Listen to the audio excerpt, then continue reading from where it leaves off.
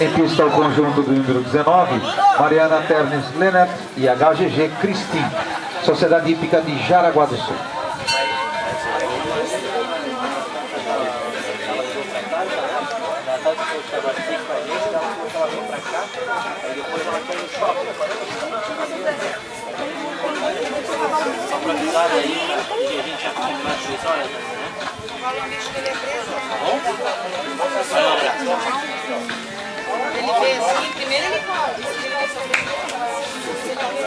Até o presente momento nós temos na premiação da prova, categoria Cavalos Novos, HF Silver Ravella. Na categoria Master, Bettina Schlesser.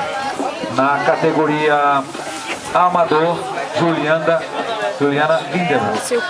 Esses três conjuntos, até o presente momento, já têm presença garantida na premiação de pista da prova. Estejam preparados. O 30 já é 1,10, né? Atenção, igual aí do esporte número 22 da hora.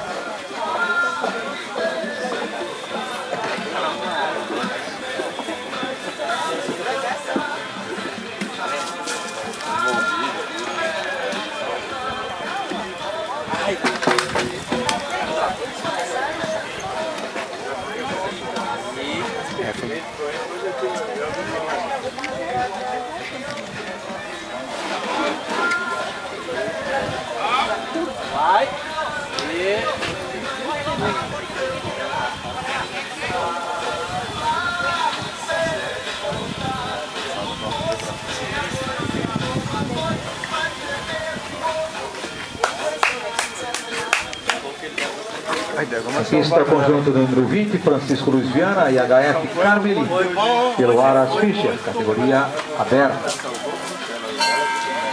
Resultado